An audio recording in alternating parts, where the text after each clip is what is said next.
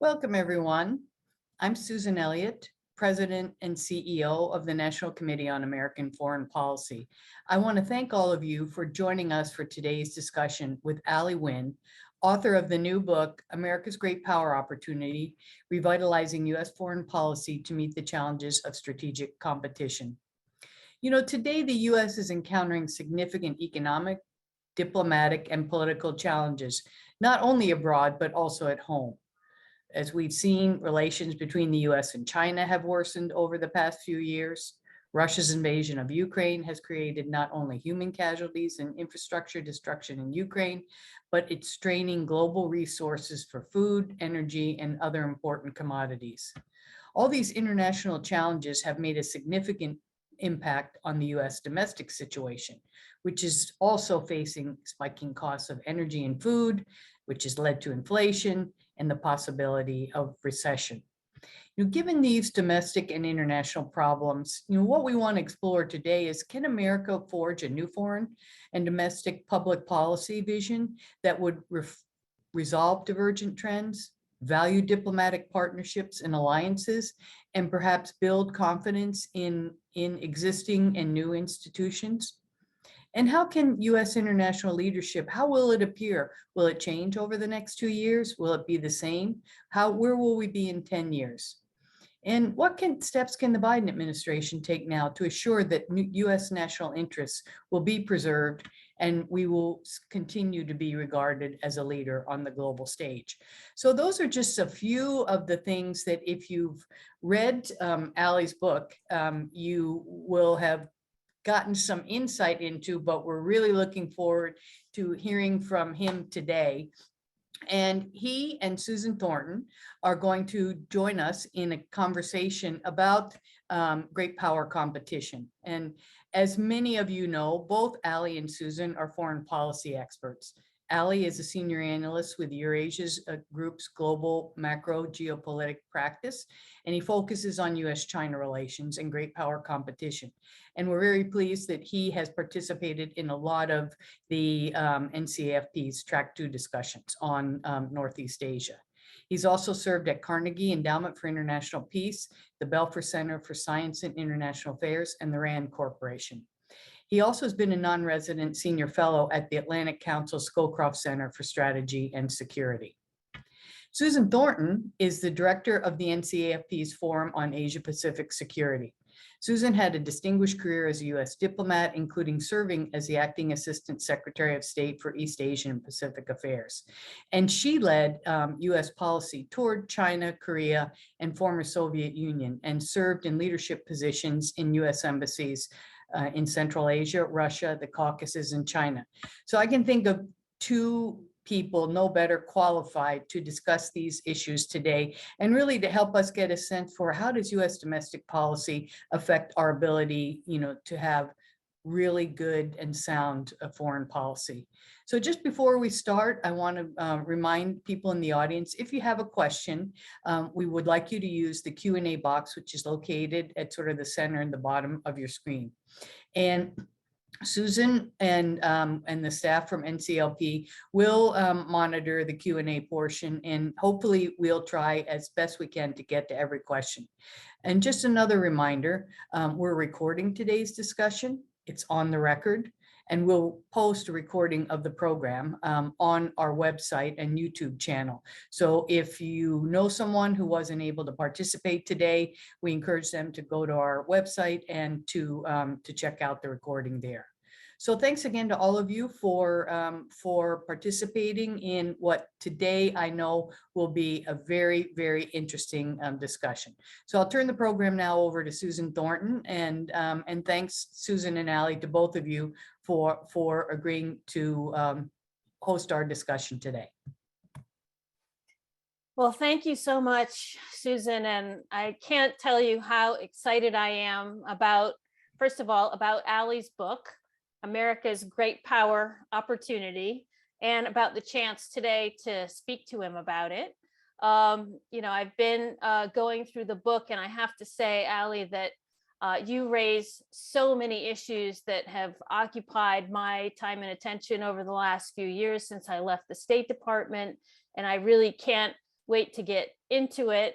And just to give you an indication of how excited I am, I'm doing this program on my birthday today. I'm such a nerd that I really wanted to have this conversation, and I can't think of a better birthday present than to be able to have it with you today. So let's get into it. I wanted to first, though, talk a bit about your background and your bio, because a lot of the NCAFP members are interested in foreign policy. We have a lot of young people that are, starting their careers maybe in foreign policy, and you've had an incredible run of experiences in foreign policy organizations. And actually, the list of mentors that you've had in your career is quite astounding, actually. And I wonder if you could just reflect a little bit on kind of how you have come to the place that you're at now at the Eurasia Group, but having also, gone through several different foreign policy organizations and the government, et cetera, and how you were lucky enough to strike up with such incredible supervisors and mentors. Well, first of all, happy birthday, most importantly. Happy birthday, and it means that much more to me that you're having this conversation on your birthday. So Susan, it's a happy birthday, and what a pleasure to be talking with you. I mean, you are one of the luminaries of our nation, in one of our diplomatic luminaries, and and you've been one of my mentors and a mentor to so many others. So it's a real honor and privilege to be with you. So in terms of how I sort of came to find this passion for international affairs, for political science, really serendipitously. So I've told this story a few times, but I'll relate it here for folks who perhaps haven't heard the story, for folks in the audience. And I'm actually not sure if I've told you the story either. So I don't think so.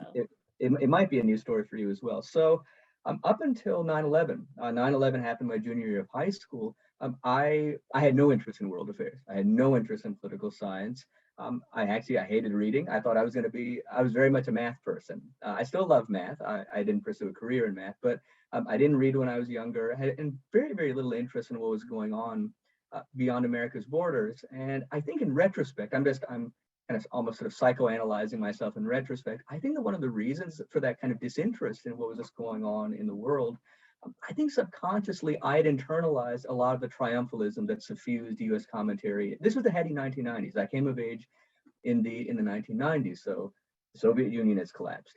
The U.S. economy is booming, and there's this real triumphalism that we finally have won this nearly half-century long struggle. American preeminence is now firmly secured. The values that underpin America's domestic governance and its conception of world order, they're likely to be now inexorably resurgent.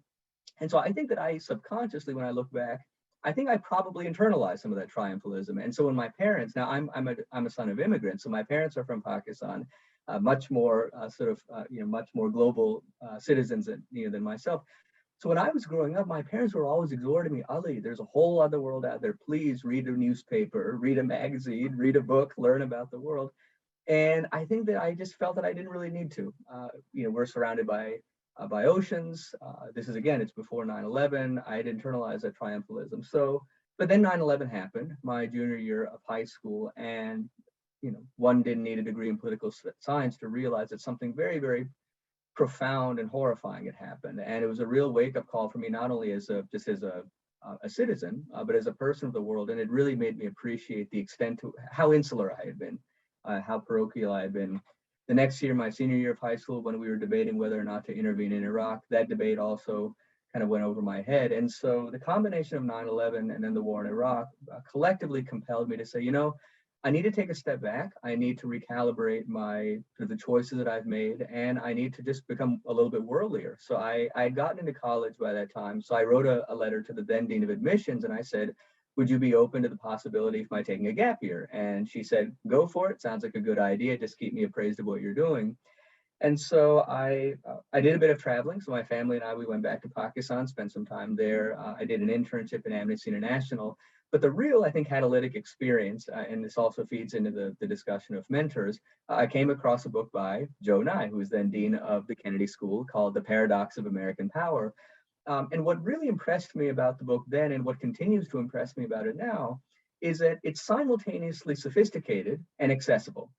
So I wasn't able to absorb all of the minutia and all of the nuances of the book, but I was able to get some of the big ideas. And I really felt after reading the book, I said, okay, I'm interested in these topics. I'm interested in America's role in the world. So I sent an email to then Dean Nye, and I said, I just finished reading your book. I learned a lot, and I was a very, very excited, perhaps overzealous email. And I remember after I hit the send button and I read the email that I just sent, I said, gosh, I'm this random no-name high school graduate, and I sent this really overzealous email. I hope that he doesn't, I said, I hope he doesn't think, think less of me. But then I said, well, again, I'm this no-name high school graduate. He's the dean of the Kennedy School. I don't even think my message is going to make it to a spam filter. Not only did it make it to his inbox, but he replied. And he replied and he said, dear Ali, thank you for the kind words about the book. If you ever find yourself in Boston, let me know and we should get together. I don't remember exactly, but I think probably within the hour, I had booked a flight. I was so excited. I had booked a flight to Boston. And I will say, when I walked into his office, I walked in with a measure of apprehensiveness, a measure of trepidation. Again, he's this titan of the academy. He's this titan of public service. I didn't really know what I was going to say to him besides repeating my effusive praise for the book. But he immediately put me at ease. He asked me about my upbringing. He asked me to sort of go into a little bit more detail about why I enjoyed the book. And at the end of our conversation, he said, well, I enjoyed this conversation. It seems that you have this nascent interest in political science and world affairs. I think you should cultivate it. And the rest is history. Wow, that's a fantastic story. I had not heard that before, but it just goes to show you, people in the audience, sometimes it's good to read the email twice before you send it. And I would suggest that as a common practice, frankly, yeah. But sometimes it works out. So this is and a real credit to Joe Nye, who is actually just a wonderful mentor and professor and person and as you say, a titan of the academy. Well, that is really a good start, a good kickoff to our conversation, and I really enjoyed hearing that. You've worked on, so you say, these foreign policy issues over the years through your varied career. You went, at Harvard, at Carnegie, at the Scowcroft Center, at now Eurasia Group. And you've worked a lot on, of course, Northeast Asia and China. As Susan mentioned, you've been with us in a lot of those conversations. You've obviously focused on foreign policy in other parts of the world, became worldly, went back to Pakistan. And yet this book talks a lot about American domestic issues, which is what comes through in both the title and also some of the contents of the book. So, I guess, okay, you talked about the triumphalism, the sort of feeling that you needed to know more, but how did you come to write this book now? Because now we've got 9/11 in the rearview mirror, we've got a bunch of other things in the rearview mirror. And what is it about your sort of trajectory since then that has brought you to want to write this book? Because writing a book is not easy, let's face it, and you have to really, be motivated. And I'd just like to hear a little bit about that story, if you don't mind. Oh, absolutely. So I first began thinking about sort of the idea for a book on this topic, I would say probably maybe mid-2018. I first really began earnestly writing a proposal in late 2019. And I think that I was motivated to write the book just to redress my own ignorance and my own ignorance of this term or this construct, great power competition. And so now I should say great power competition, it's not as though the term didn't exist prior to the publication of the 2017 National Security and then a month later, the National Defense Strategy in 2018. It had been gaining some traction, I think, particularly with Russia's incursion into Ukraine and then subsequent annexation of Crimea in 2014. With China's sort of steady campaign of reclamation of territory in the South China Sea.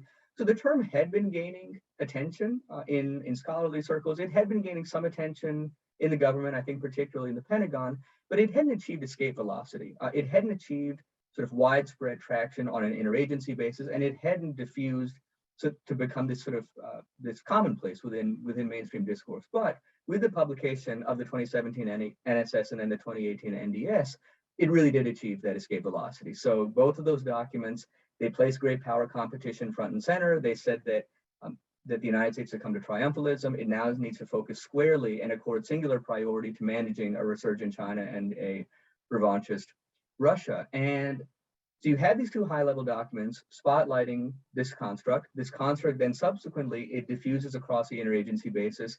It gains a tremendous amount of bipartisan traction on Capitol Hill.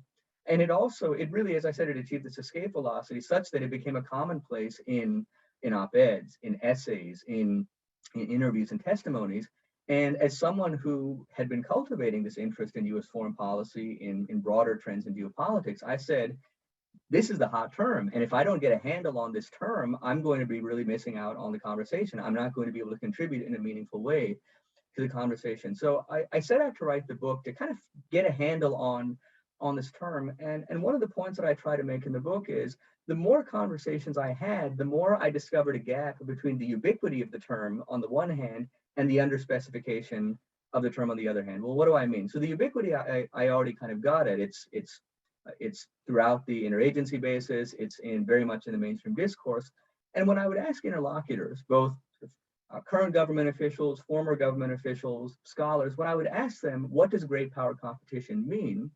At a broad level, kind of a bird's eye view, there's a general sense of what it means. So great power competition means that the United States today is relatively not as influential as it was at the end of the Cold War or even at the turn of the century.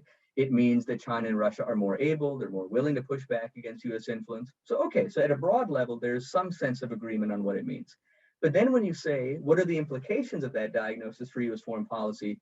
Not only do you get a lot of disagreement, but what I've found is that in recent years, the disagreements, even though there are disagreements over its implications, the prevalent interpretations of what great power competition means for US foreign policy, they have steadily grown more and more encompassing, more and more maximalist, such that now, and this is one of the reasons why I wanted to write the book, it's very common now to hear when you ask individuals, well, what does great power competition mean for America's role in the world? You very often will hear it means that the United States is waging a long-term, systemic, multidimensional, globe-spanning confrontation with China and Russia to determine nothing less than the contours of world order. Now, you may accept that diagnosis, and it's true that we are seeing global competition. It is multi-domain. But when you have a diagnosis that is that sweeping, the question is not what you should do. The question is, what shouldn't you do? Because great power competition, when it's conceived in such a maximalist way, it really doesn't leave any stone unturned. And so I wanted to write, I wanted to write a book to sort of get a handle on what this term means. And two, to make the case that rather than pursuing this really maximalist conception of competition, given especially that one, the United States is not as relatively influential as it once was, and two, as I imagine we'll talk about, it has a range of socioeconomic challenges that it needs to address at home, to think about competition in a more selective way, in a more judicious way, in a more creative way. So that's a great kind of introduction to this concept and to the sort of heart of the book. And there's so many threads I want to pick up on there. But what you seem to be implying is that this change from sort of this triumphalist America that endured during the unipolar moment from the collapse of the Soviet Union up until, I don't know when exactly, but we can time it to the publication of the 2017 National Security Strategy in the Trump administration. Some major change is now happening. And I guess we would have to say that the change is that the unipolar superpower moment, the feeling is that it's coming to an end, that other countries are coming up, whether it be, a sort of challenger in China or a disruptor in the form of Russia or other countries, right? We're no longer, at the very sort of preponderant top of the heap as we have been. But then the question becomes, so we've got this, major power competition that we're waging around the globe in order to, sort of reach some kind of end state in the global order, so to speak. And is it that major power competition, the global order that we seek to achieve through this competition is to preserve this unipolar superpower moment, or how is the transition from what you seem to imply is this in the global system in terms of powers coming up, how is that encapsulated as far as the goal of this major power competition goes for what kind of end state we would be trying to achieve in terms of the ordering of the global superstructure? And I think in the book you talk about past transitions, from sort of preponderant powers to, a different stage. And you talk about how in many cases it has involved a major war.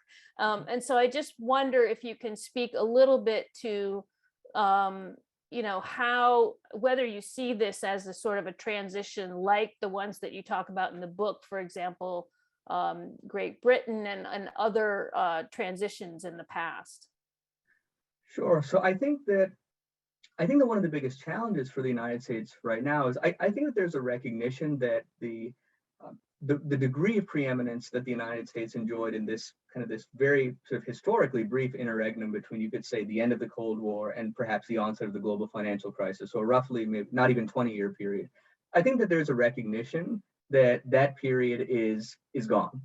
But I think that the objective, broadly is of waging great power competition is recognizing the illusion of U.S. omnipotence, recognizing the irretrievability of U.S. primacy, at least the degree of primacy that it once enjoyed. Can the United States nonetheless maintain a favorable balance of power, recognizing that America's relative influence isn't going to be pronounced? The difficulty is, I think one of the difficulties for the United States is going to be navigating the kinds of ambiguities that are inherent in contemporary geopolitics. So the United States, and I want to bring up actually here, and I'll come to this, a point from George Kennan. So George Kennan, and I think I quote him pretty early on in the book. So he gives a speech in February of 1994. So again, it's the heady 1990s, and he gives a speech at CFR on his 90th birthday. So he was spending his birthday also engaging these topics. And so he turned 90 in 1994. He lived to be 101. So at age 90, he was still very, very vigorous. So he gives a speech at CFR, and he's asked to reflect on containment. And I think that a lot of members of his audience expected him, and I think that he would probably have been well within his rights to deliver a pretty triumphal address. Here is, in the flesh, arguably the foremost avatar of containment, the doctrine that, although implemented differently by several administrations, Republican and Democrat, over nearly half a century, it's nonetheless kind of the umbrella doctrine that guided the United States to victory in the Cold War. But Kennan doesn't deliver a triumphal address kind of befitting the moment. He gives a much more measured and sober address. So he says to the attendees, he says, the good news is that with the disintegration or the implosion of the Soviet Union, the threat of a great power war that could theoretically escalate to the nuclear level, that threat has substantially abated. That's the good news. He said the bad news is, and then this gets to your question, Susan, he said the bad news is that for the better part of the past 60 years, so keep in mind, he gives the speech in 1994, so the past 60 years is now dating to the 1930s. He said that for the better part of the past 60 years, U.S. foreign policy has been so preoccupied with dealing with, orienting its foreign policy around external challengers, so Imperial Japan, Nazi Germany, and then of course the Soviet Union, that he says that in the absence of an external challenger, U.S. foreign policy is at risk of strategic disorientation. It's at risk of strategic drift. And so he warned his audience. He said that right now we're in this kind of celebratory mood, but he said that absent kind of an external competitor to serve as a ballast for U.S. foreign policy, there's going to be concern about what are our purposes in the world? How do we discipline our foreign policy? And the United States, during that 60-year period that Kennan described, the United States grew accustomed, and I think a certain strategic inertia accumulated over that time. The United States grew accustomed to achieving decisive victories. So Japan was militarily defeated. Germany was militarily defeated. The Soviet Union collapsed in dramatic fashion. When you look at America's principal competitors today, and I think that most observers would zoom in on sort of China being sort of a first order competitor, and then Russia being maybe not a second order competitor, but not in the same tier as China. When you look at America's principal competitors today, sure, they have a range of socioeconomic challenges at home. I think that both Russia and China face more complicated strategic environments, I think largely on account of their own strategic mistakes. But despite all of their challenges, I don't think that either one of them is primed for kind of a dramatic Soviet-style collapse. They both have defied many prognostications of collapse. I think that both are likely to endure.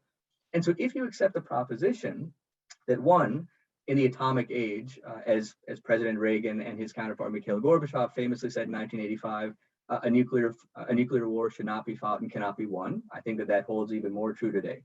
So if you accept that victory via a war that could escalate to the nuclear level is and should be off the table, if you accept that China and Russia are likely to endure, then the task for American diplomacy becomes not the achievement of a decisive victory, but the pursuit of a strained, ambiguous cohabitation. We're not psychologically accustomed to that ambiguity.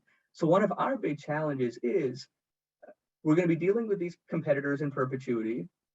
We don't have a ready playbook, and I think that there are limits to what the Cold War can teach us. There are limits to what the 1930s can teach us, though they're important lessons. And so because we don't have a ready blueprint for dealing with the ambiguity inherent in forging and then sustaining that strained coexistence, we have no choice but to develop a new playbook. And the argument that one of the arguments I try to make in the book, and then I'll stop here, one of the arguments I make is that because America is relatively no longer as influential as it once was, because it doesn't have a ready playbook for dealing with the difficulties of coexistence and it will have to build a new one, what can the United States do to formulate a foreign policy that is as resilient as possible in the face of external competitors, so that no matter what steps China, Russia, or any other competitor takes, that the United States will be able to steady its competitive perch. And the United States, it can influence China's decision-making, it can influence Russia's decision-making, but it can't dictate them. There are only two factors that the United States can wholly control: the decisions that it elects to make and the decisions that it elects not to make. And that's why a core thrust of the book is, because those are the only two factors fully in America's control, let's focus on renewing and repurposing our competitive advantages, many of which are unique at home, many of which are unique abroad. The more we have a foreign policy that is predicated on renewing ourselves at home and abroad and offering an affirmative vision, as opposed to reacting in a reciprocal fashion to the decisions of our competitors, I think that the more confidence we'll project, and I think the more stability we'll be able to project in our foreign policy. Well, I'm really glad that you raised George Kennan, because as a former Foreign Service officer and diplomat, I mean, he is kind of the touchstone for many of us. And one of the things, diplomats are pretty much roundly derided, I think, a lot in sort of national policy making circles. But one thing that they do know is how complicated the world is, because they've lived in it and they've seen how things can intervene to mess up your best laid plans. That's a technical term, mess up your best laid plans. Yeah. But Kennan, was the one who also, when he articulated the strategy of containment way back, in the sort of early 50s, I guess, and wrote his long telegram. He is the one that said, the most important ingredient in this kind of competition, or the ingredient in my recipe for containment, is that we maintain our own societal vitality. And it is the society with the dynamism and vitality that will prevail. In other words, the city on a hill kind of idea. And I think it was Georgy Arbatov, if I'm not mistaken, the Soviet foreign minister, who said in 1991, when after the Soviet collapse, that we're going to do, we're going to deprive America of an enemy, and that is going to be a major problem for you.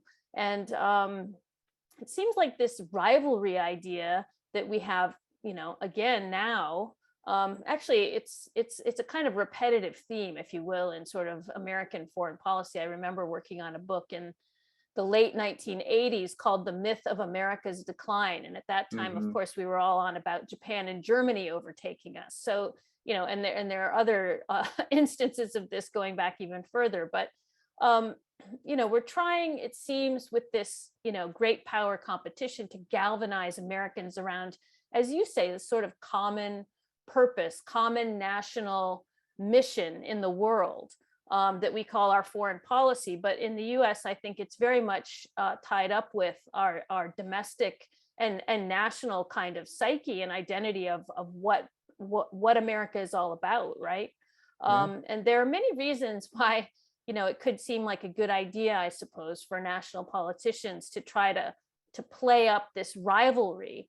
And one thing that we've seen certainly in the last few years, and it came, very prominent during the Trump administration is that foreign policy, America's foreign policy, has really grown disconnected from average Americans in recent years, maybe for some of the reasons that we've mentioned. And so, you know, that's when President Biden talked about this foreign policy for the middle class. I think that was a reflection of this realization that, you know, Americans don't really understand anymore what America's doing in the world and why and how it relates to them. And I think you noted in the book this report from 2020 that went out and surveyed a lot of different, you know, Americans out in all kinds of different places around the country, and found that there was actually very little evidence that, you know, Americans see a major threat or a very compelling threat coming from China or even Russia. Of course, this was before the Ukraine invasion. That they're more concerned about the local economy, local crime and gun violence, climate change, other you know, problems that seem more actual in their daily lives. And so I just wonder, you know, how you see this kind of building up of the major power competition in terms of, is it working as a framing for our national story? I mean, and if it's not, how would you construct a compelling, you know, for average Americans, mission statement for America in the world in this new era where we're not maybe the global superpower, the 911 first responder on every issue in the world? And you talked a lot in the book too about prioritization, which is going to come into play, something we're not very used to, is going to come into play as, you know, our relative power, resources, and ability to sort of respond to everything declines. So I wonder, you know, how you see this idea of leaders, national media, other things that sort of manufacture and come up with a galvanizing story for America and its purpose in the world. What is their role, and how have they been doing, and what kind of story would be compelling for Americans that would tie together this domestic need for revitalization that you talk about so much in the book with what we're doing overseas? Because I definitely see a big disconnect there. Sure. Susan, so many compelling questions, and the first response that I have to give is, you know, I continue to struggle with these questions. You know, when I would be remiss if I were to, you know, to suggest, especially in such a short conversation, that I had some, you know, some great insights into those questions. You know, I'm struggling with them as well. I struggled with them while I was writing the book. I continue to struggle with them now. And, you know, one of the lessons of the 2016 election, and I think you were getting at this, was that, you know, then candidate Donald Trump, and then, you know, subsequently as President Donald Trump, you know, he really did. I think that he tapped into a lot of anxieties that had been percolating in the foreign policy establishment and then in the broader American public about this disconnect between foreign policy and domestic policy. And even now, we continue to struggle with that disconnect. So, I mean, a few thoughts. So on the role of, you know, major power competition or great power competition, so certainly the management of strategic frictions with China and Russia, it is a crucial undertaking for U.S. foreign policy. It should be a crucial undertaking, and it will remain a crucial undertaking for U.S. foreign policy, number one. Number two, you know, competitive anxiety, it can be a spur to internal renewal. It can be a spur to a renewed sense of internal cohesion. And I think that the United States and its confrontations with, you look at Japan, Germany, the Soviet Union, if you look at some of the major scientific and technological advances that the United States has registered in its history, they've come in response to external competitors. Even if you look at some of the critical pieces of legislation that the United States has passed that have advanced, or the Supreme Court decisions that it's rendered that have advanced the causes of, say, civil rights, have come in response to external competitors. So competitive anxiety, it can play a role in spurring internal renewal, but the United States shouldn't rely on it as a crutch. So again, it can be a spur, but the United States should not rely on it as a crutch. Secondly, I think that just if you look at the way in which if you look at sort of today's political polarization, you look at how vicious it is, you look at the speed with which it's intensifying, I think that it would be a dubious bet to believe that external competition could not only mollify political polarization, but could bring Americans who harbor completely different ideological views, could bring them together in the service of a shared purpose. I think that view is it's compelling, and it's compelling superficially, and I think it reflects a sincere hope. But I think it's dubious. But there does remain as you said, there remains a significant disconnect between foreign policy and domestic policy. And one of the points that I would make is that domestic renewal, we shouldn't think of domestic renewal as occurring sort of in tandem with or in parallel to renewal abroad. Domestic renewal, it's not ancillary to external competitiveness. Domestic renewal, it's a precondition for strategic competitiveness and for simple reasons of scale.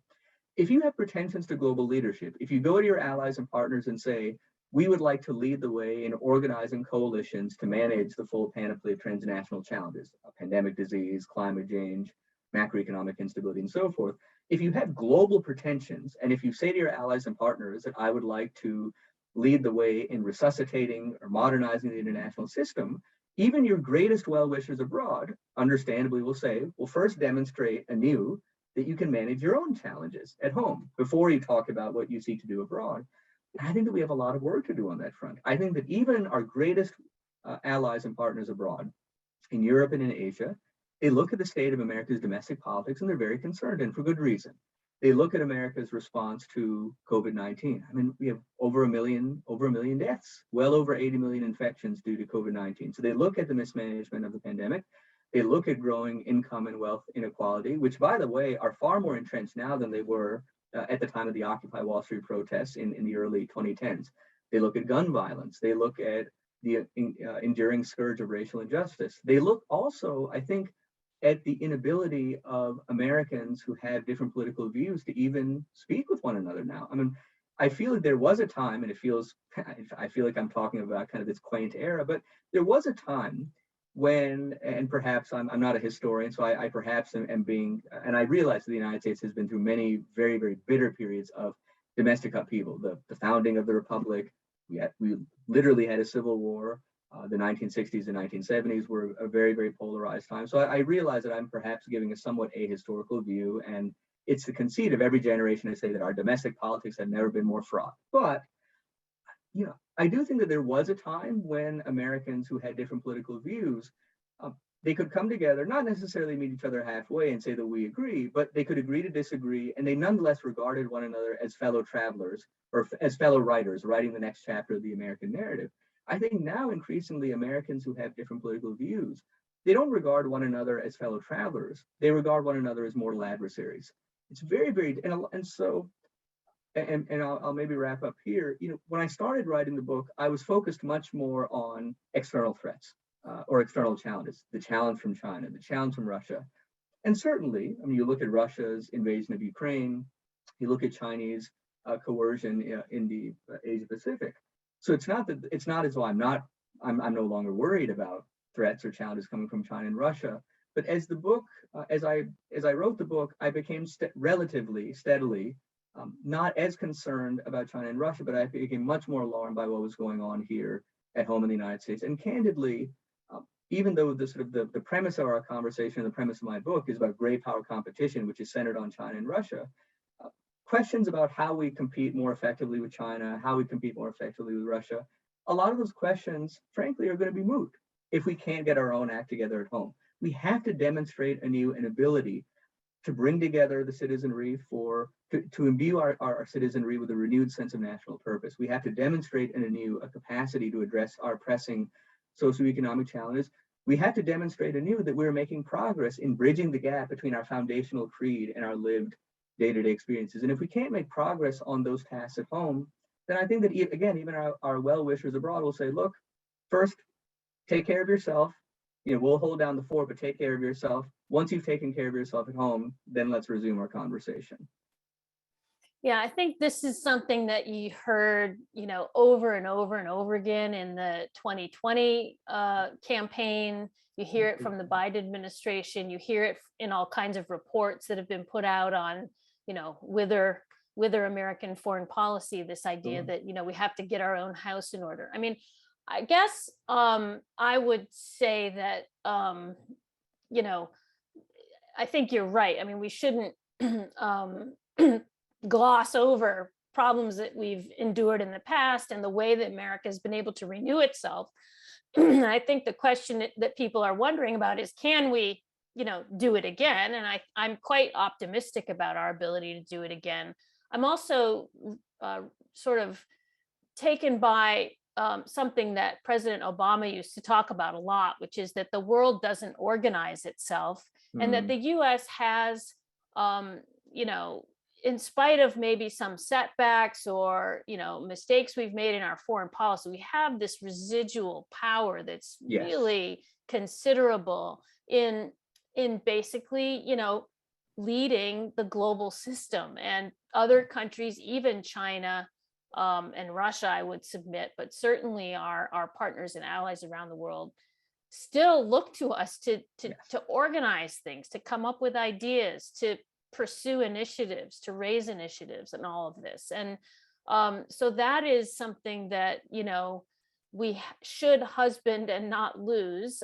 We can share it with others. We can partner, and we can and not only partner with our close allies. We need to partner with countries that are outside of that circle. One of the things I've been extremely disappointed about is this framing of U.S. foreign policy as, a kind of a Manichaean struggle between democracies and autocracies. I think that's very damaging for U.S. foreign policy and not in our interest. But I come back to, Kennan's observation all those decades ago about the real competition being about societal vitality. And I think that was an incredibly insightful and trenchant observation and conclusion. And I think it is something that we need to sort of pay more attention to. And we can't just define our societal vitality as being against something. We need a positive vision. And you talk about that in the book. And you talk about the sort of 8 principles to follow for U.S. foreign policy.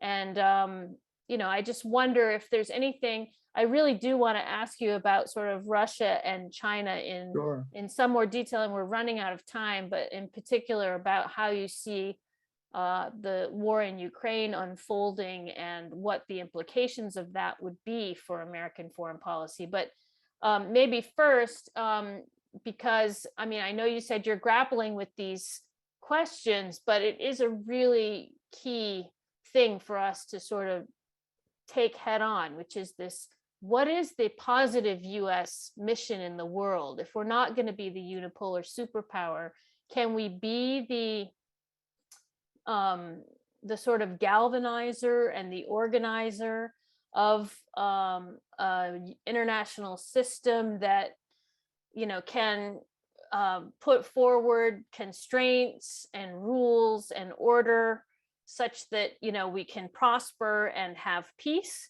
Or are we going to have some kind of other vision that would be compelling? And how would we make that vision compelling for Americans? It's very hard to do. As you say, there's a lot of nuance and complexity. It gets lost in translation in the headlines on CNN or Fox News a lot of the time. So I just wonder, sort of the principles for U.S. foreign policy, but also this kind of positive vision. Absolutely. So I'm a congenital optimist. I know you're a congenital optimist as well, and I think that we do have reason to be optimistic. And I try to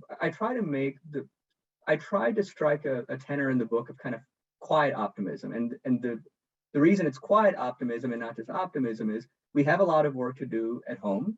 We have a lot of work to do. We have a lot of repair work to do both at home and abroad. Number one. Number two, today's geopolitical environment, it's not as auspicious as it was for the United States as it was, say, 30 years ago or 20 years ago. But the United States, I think it is still the world's preeminent power. It retains, I think, a really enviable array of competitive advantages at home and abroad, some of which are unique.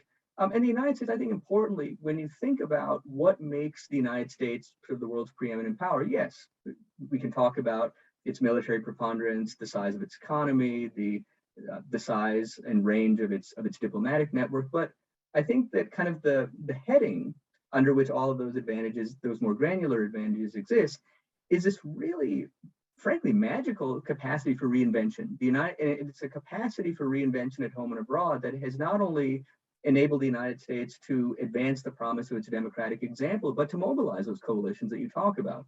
And it's a regenerative capacity that has enabled the United States to defy one round of declinist prognostications after another.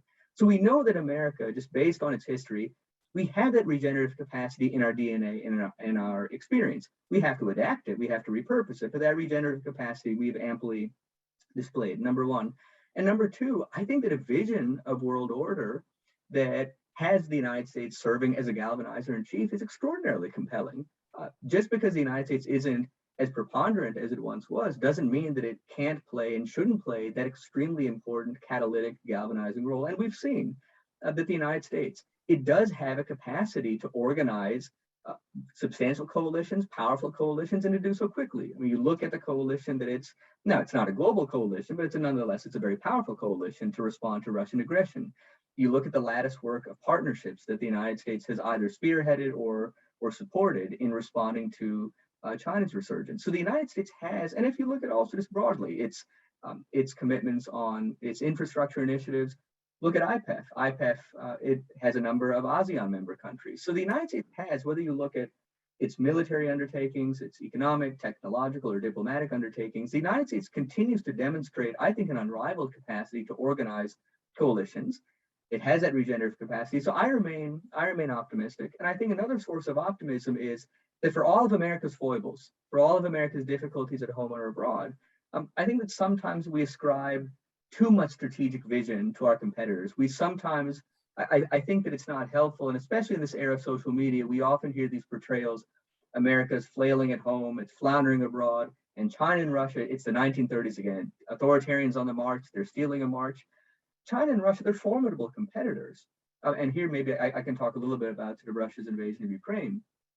China and Russia are formidable competitors. It's not 1991. We shouldn't be overly complacent, but I think that events of the past 6 months, let's say roughly 6 months, I would actually go back, maybe sort of dating to development since the beginning of the coronavirus pandemic, but particularly I would say in recent months, I think it really punctured this narrative that, China and Russia are these kind of sort of peerless strategic grandmasters and that the United States has no strategic foresight of its own. I mean, so begin with China. China if you rewind the clock to, let's say, maybe May 2020, June 2020, you remember the narratives at the time. The narratives were that China has contained COVID-19 at home, not only in health terms, but in economic terms. And having contained the pandemic at home, it's now training its sites outwards to dispatch teams of doctors to countries in distress, to send shipments of personal protective equipment to countries in distress. That was a depiction of China and grounded in quite a bit of reality. And the United States, it's floundering. Raging pandemic across the United States, fast-moving recession, protests against racial injustice. And given that juxtaposition in narratives, China, seemingly the very, very competent steward of public health and economic growth, the United States, this floundering superpower, China had this remarkable opportunity to bring its diplomatic alignment into to bring its diplomatic stature into greater alignment with its economic heft. Think about the number of steps that it could have taken to stabilize relationships with major democratic powers in its neighborhood, to get the comprehensive agreement on investment across the finish line with the European Union, to try and impose some guardrails on its relationship with the United States. What do we see now? I think not exclusively, but in large part because of the diplomacy that China has conducted, the only major power with which it has a relationship that's growing is with Russia. And even that relationship, I think in many ways is becoming something of a reputational albatross around China's neck. But you look at its relationship with the United States, with the European Union, with the non-US members of the Quad, those relationships are either stagnating or deteriorating. So there's this major gap between China's growing economic heft on the one hand, and I think its growing estrangement from advanced industrial democracies. And I think that gap kind of belies this notion of China as a strategic grandmaster. And then Russia. Yes, Russia has reminded the rest of the world that it matters. It can't be ignored. It can foil the best laid plans. It's a nuclear power. It is a member of the P5. It's an energy. It's obviously a global energy player. We also are discovering, I think, in a very sobering way, how significant a role it plays in global food markets. So Russia matters. Russia is an enduring power, and I think that we should be very careful about diminishing its influence. Russia can remind us in very brutal ways that it really matters. And yet, In affirming its relevance in a very brutal way, I think it's really damaged its long-term strategic outlook. So what has Russia gotten with its invasion of Ukraine? NATO is on the cusp of admitting 2 new members. The European Union has granted candidate membership status to 2 countries, Ukraine and Moldova. Russia is even further beholden to China than it was prior to the invasion. Russia has cut itself off from critical inputs of capital and technology that will be essential for its long-term technological development. It's really one of the most, in recent memory, one of the greatest acts of strategic self-sabotage. So when you have competitors that in many ways are undercutting their own strategic prospects, those missteps give the United States breathing room to pursue a little bit more of an affirmative vision. And the great power opportunity that's in the title of the book and that I try to expound in the book, the great power opportunity is to overcome finally this strategic inertia that has been building up since the 1930s, in which U.S. foreign policy is either actively oriented around dealing with external challengers, or is actively in search of external competitors to discipline its foreign policy. And my plea in the book is, let's make a clean break with that inertia that's been accumulating since the late 1930s, and let's sort of posit a fill-in-the-blank thought exercise. I don't have a good answer. Maybe that'll be for another book, but I think sort of an interesting thought exercise, or fill-in-the-blank. How far could you go in fill-in-the-blank if you were to ask the question, America's role in the world should be fill-in-the-blank. America's democratic example should set out to achieve fill-in-the-blank. How far could you go in filling in those blanks without once invoking China or Russia? Or how far could you get in filling in those blanks without invoking China or Russia? I think that we should be trying to get further along in filling those blanks. So I think that our competitors, their missteps give us a little bit of breathing room. And I think that we also, I'll make just one last comment. I know it's somewhat cliche to say we're sort of at a kind of Dean Acheson style present at the creation moment, but sometimes cliches do collide with reality. I do genuinely think we are at one of those moments for a number of reasons. We've now had a succession of systemic shocks to the international system with the coronavirus pandemic and now Russia's invasion of Ukraine that have made it incontrovertibly true, and that have placed in stark relief the frailties of the international system and its inadequacy to deal with the challenges that it was entrusted with managing. So we now have placed in stark relief the frailties of the international system and the imperative of its modernization. We have America's principal competitors engaging in steps that I think are contributing to their own strategic limitations. So that gives us a little bit of breathing room.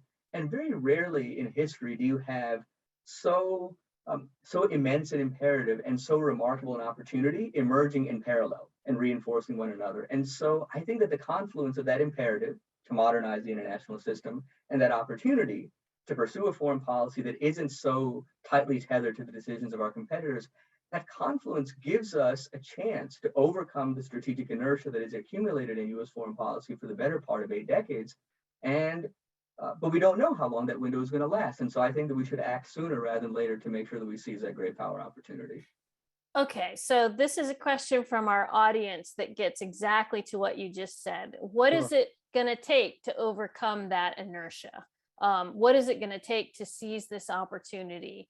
And is it going to take, as Neil Caldwell in the question and answer puts it, a hard reset that requires a restructuring event, i.e. a huge crisis? And I mean, if the pandemic and the Russian invasion of Ukraine weren't enough of a crisis, I shudder to think at what kind of a crisis is going to be required if that's what it is.